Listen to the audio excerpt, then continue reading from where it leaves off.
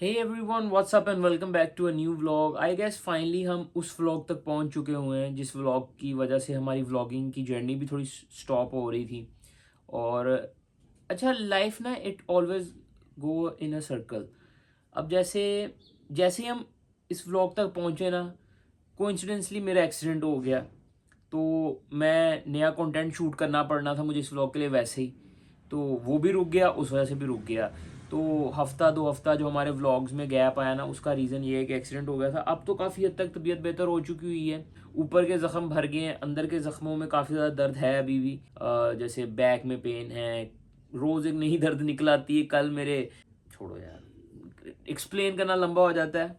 तो बेहतर हूँ मैं। अच्छा, सीन क्या है कि ये जो व्लॉग है ना, ये तकरीबन एक दो हफ्तों के क्लिप्स में इसमें बता रहा हूँ आपको क्या हुआ था। एज यू गाइज नो कि सबसे पहले हमारे सेटअप पे ना आई थी डिजीज़, जिस वजह से हमारे बहुत सारे जो सारे ऑलमोस्ट सारे ही जो हमने न्यू बॉर्न चिक्स हैच किए थे हमारे सेटअप के, वो सारे निकल गए। उसके बाद that disease move into a शामूस, जिससे हमारा वाइट किंगो शामू मुर्गा निकल गया, फुड़क गया, पुर हो गया। उसके बाद ना मुझे लगा था शायद वो अकेला ही बीमार हुआ है। हमें ये नहीं था कि ये डिजीज़ की वजह से मरा है, हमें था कि वो अकेला बीमार हो गया। उसके बाद हमने उसके फ्लॉक में, क्योंकि उसकी 3 मुर्गियाँ अकेली हो गई थी, तो हमने एक नया मुर्गा ऐड कर दिया। देन कुछ दिन बाद फिर मैंने व्लॉगिंग छोड़ दी, क्योंकि थोड़े दिन बाद ना सिम्टम्स आने शुरू हुए कि हमारी एक और वाइट और शामू मुर्गी बीमार हो गई है, वही सेम सिम्टम्स के साथ। तो जब ये सब कुछ शुरू हुआ ना, तब तक मैं काफ़ी लो हो चुका हुआ था कि मेरा दिल ही नहीं होता था रिकॉर्ड करने को। तो हमने उस मुर्गी को सेटअप से अलग कर दिया। फिर उसको हम लोग काफ़ी ज़्यादा उसकी केयर कर रहे थे, उसकी मेडिकेशन कर रहे थे, उसको सिरिंज से चाय वाय पिलाते थे। तो उसको हम लोग रिकवर करने की कोशिश में लगे रहे। फिर उसी के दौरान एक हमारा वाइट किंग और शाहू मुर्गा जो हम लैदा ही रखते थे, उसके साथ भी वही डिजीज़ हो गई। उसके बाद वो जो फीमेल मुर्गी थी वो भी पूरी हो गई। और तब हमने नोटिस किया कि हमारा मेल भी बस अब थोड़े दिनों का ही मेहमान रह गया है। उसके बाद एक और मुर्गी निपट गई। फिर लास्ट एक हमारा पेयर रह गया शामूस का। तो वो भी काफ़ी हल्की हालत में ही थे। तो उनका फिर हमने ये फ़ैसला किया कि हम उनको ना हलाल करवा देते हैं। एक तो तकलीफ़ बहुत ज़्यादा बर्दाश्त कर रहे थे वो, ठीक है, तो तकलीफ़ भी नहीं देखी जा रही थी ना, उनको सांस आ रहा था, उनका रेस्पिरेटरी सिस्टम पूरा कोलैप्स हो जाता है। तो फिर हमने सोचा कि हम उनको हलाल करवा देते हैं। वो हलाल कराने वाला व्लॉग पूरा एक बना लिया था मैंने। और फिर ना मुझे काफ़ी ज़्यादा स्ट्रेस हो रहा था, तो मैंने ज़रा फार्मिंग से ब्रेक लिया थोड़े दिन का। मैं अपनी दूसरी लाइफ को मैंने ज़रा आउटिंग, मूवीज़ शूवीज़ की तरफ अपना ज़रा ध्यान किया कि यार थोड़ा स्ट्रेस कम हो, क्योंकि जो लोग जानवर रखते हैं ना, उनसे उनका दिल लग जाता है। और जब कुछ इस तरह की चीज़ें होती हैं तो फिर काफ़ी दिल उदास होता है।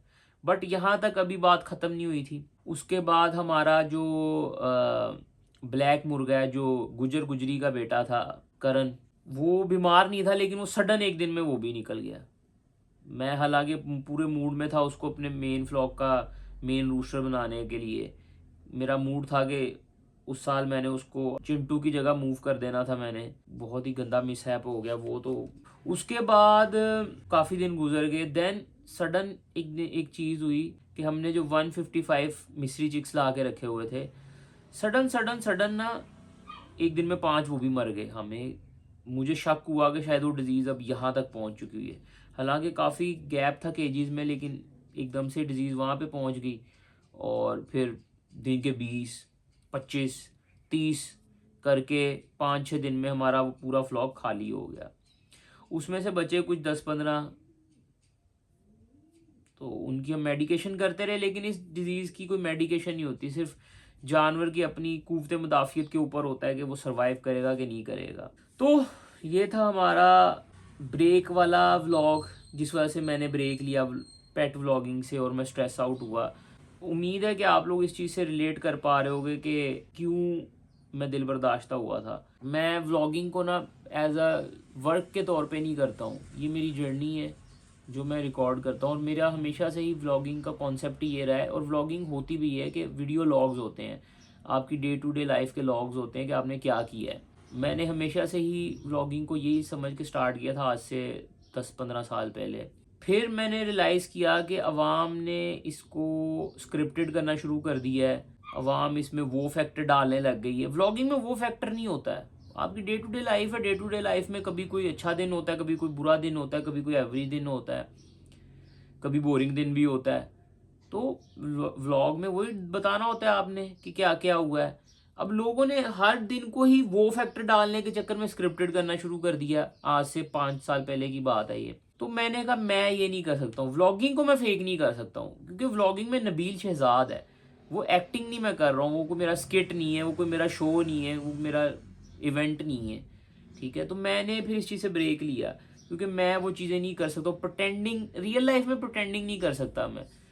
तो इसी वजह से मैंने फिर ब्रेक लिया। फिर मैंने कहा कि यार फैमिली व्लॉगिंग तो मैं कर नहीं सकता हूँ, मुझे इस तरह की करनी भी नहीं है, पेट व्लॉगिंग स्टार्ट करते हैं। पेट व्लॉगिंग स्टार्ट की, उसमें काफ़ी अच्छा रिस्पॉन्स मिला।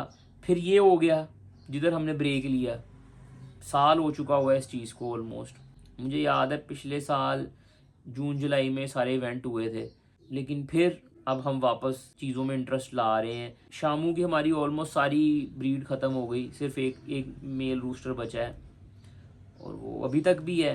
हालांकि चाचू जान मेरे जो हैं वो मुझे कहते हैं कि इसके लिए हम फीमेल ले आते हैं, पर मेरा ना अभी, एक तो रिकवर मैं कर गया हूँ, लेकिन दर्द अभी भी दिल में ही है। तो मेरा ना, मैं बड़ी मुश्किल से, अभी मैंने ब्रीडिंग करवाई रिसेंटली, उसके व्लॉग आएंगे, तो बड़ी मुश्किल से मैंने ना उसकी तरफ अपने दिल को माइल किया। उसमें भी हमें कुछ 2-3 सेटबैक्स आ चुके हुए हैं, तो वो आगे आने वाले व्लॉग्स में आपको देखने को मिलेगा। कल ही एक बहुत इवेंट हुआ है रियल, जो अभी रिसेंटली एक तो एक्सीडेंट हुआ है, उसके बाद वो देख लेना, आपको वो आएगा जब 9 मार्च का व्लॉग आएगा ना, वो देखना आप लोग। काफ़ी टाइम बाद आएगा, लेकिन जब भी आएगा 9 मार्च का व्लॉग देखना, मैं उस व्लॉग की डिस्कशन कर रहा हूँ इधर। तो सेटबैक्स मिलते रहते हैं, लेकिन अभी भी ना, मैं कल मेरा मूड हो रहा था टू बी ऑनेस्ट। कल मैंने जिस ब्रीडर से मैंने अपना शामू ऑर्डर किए थे ना, उसी ब्रीडर ने पोस्ट लगाई हुई थी ड्रैगन चिक्स की। तो मेरा बड़ा दिल हुआ, मैंने कहा यार ले लूँ ले लूँ ले लूँ। फिर मैंने अपने आप को रोका, मैंने कहा नहीं नहीं नहीं, एक तो इन्वेस्टमेंट अभी नहीं करनी महंगे एक्सपेंसिव ब्रीड्स पे, एक तो उस चीज़ से मैंने अपने आप को रोका। दूसरा अभी ना मैं थोड़ा सा रेडी भी नहीं हूँ मूव इन करने के लिए चीज़ों के साथ, इतना जंप इनटू एकदम से करने का। शायद 1-1.5 साल में जब अगली ब्रीड हम लेने, अगला सीज़न आएगा तब हम कर लेंगे। अभी वैसे भी ब्रीडिंग सीज़न ख़त्म हो रहा है, ठीक है, अब मैं ब्रीडिंग वैसे भी नहीं करवा रहा हूँ। तो अभी जो करंट व्लॉग चल रहे हैं उसमें सिर्फ इंक्यूबेटर ऑन किया हुआ है मैंने, ब्रीडिंग के लिए सिर्फ एक मुर्गी बैठी हुई है अभी रिसेंटली। तो काफ़ी अच्छी अभी तक ब्रीड मैंने, एक लिमिटेड ब्रीड मैंने करवा ली है, उसके व्लॉग्स आएंगे तो देख लेना तब। चलो, आज का व्लॉग यही था। उम्मीद है अब आगे जो व्लॉग है मुझे उनके लिए कंटेंट शूट नहीं करना पड़ेगा एक्स्ट्रा, क्योंकि मैंने फिर काफ़ी टाइम बाद किए हैं, लेकिन वो दूसरे टाइप के व्लॉग्स हैं। अब ना थोड़े से पेट व्लॉगिंग से थोड़ा मैं डिस्टेंस कर रहा था, इधर से मैंने कर लिया था। तो अब मैं सडन मैं चाह रहा हूँ कि मैं 1-2 दिन में सारे व्लॉग डाल के हम जो करंट आजकल के व्लॉग है ना वो शुरू करें। तो आप लोग सब्सक्राइब कर लो, मज़ेदार व्लॉग्स आ रहे हैं।